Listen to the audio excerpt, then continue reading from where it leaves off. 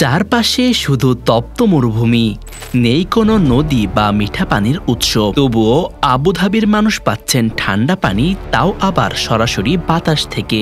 এবার আবুধাবির মা হাওয়া নামক কোম্পানি উদ্ভাবনী প্রযুক্তি ব্যবহার করে বাতাসের ভেতরের আর্দ্রতা থেকে পানি বের করছে। এ যেন মরুভূমির জন্য এক বিপ্লবী সমাধান। মা হাওয়া কোম্পানি হিট এক্সচেঞ্জার প্রযুক্তি ব্যবহার করছে, যা কম শক্তি খরচে দিনে 40,000 লিটার পানি উৎপাদন করতে সক্ষম। তাছাড়াও মোবাইল ডিসপেন্সার বসিয়ে বাড়ি বা অফিসের সামনে থেকেও পর্যাপ্ত পানি নেওয়া যায়।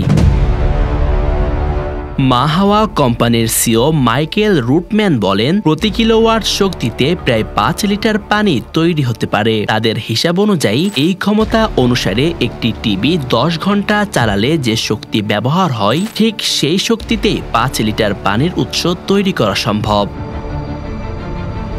মাইকেল রুটম্যান আরও জানান, আমরা বিশ্বের মধ্যপ্রাচ্যে বাস করছি।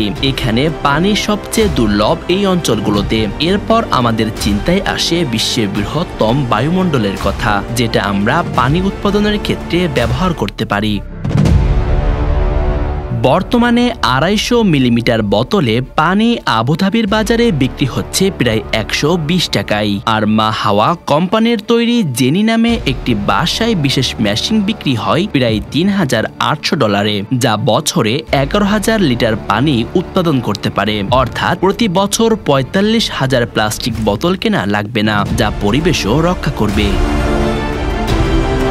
ব্যবসায়ী ও গৃহিণী আন্দ্রেয়া বালাকা বাসায় রান্না ও পান করার জন্য এই মেশিন ব্যবহার করছেন। তিনি বলেন, মানুষ বছরের পর বছর সাধারণ পানি পান করতে অভ্যস্ত, তবে তারা টেকসই উৎস খুঁজে দেখে না। এতে আমাদের জীবনধারার অংশ হওয়া উচিত নয়। সংযুক্ত আরব আমিরাতে নদী বা মিঠা পানির উৎস নেই। তারা সমুদ্রের লোনা পানি পরিষ্কার করে পানির ব্যবস্থা করে। এখন প্রায় 42% পানি আসে সমুদ্র থেকে, কিন্তু সেটা অনেক খরচ সাপেক্ষ। তাই বাতাস থেকে পানি তৈরি হতে পারে এক দারুণ বিকল্প। তবে বিশেষজ্ঞরা মনে করছেন, এই পদ্ধতিতে একসাথে বড় পরিমাণ পানি উৎপাদন করা সম্ভব নয় এবং বেশ জায়গাও প্রয়োজন। অতএব এটি বড় শহরের জন্য নয়, বরং ছোট জায়গা বা বিশেষ কাজে উপযুক্ত। তবুও মরুভূমির মাঝখানে বসে শুধু বাতাস থেকে ঠান্ডা পানি পাওয়া, এটি নিঃসন্দেহে এক অসাধারণ উদ্ভাবন, যা দূরবর্তী ও জলসংকটপূর্ণ অঞ্চলে মানুষের জীবন সহজ করতে পারে।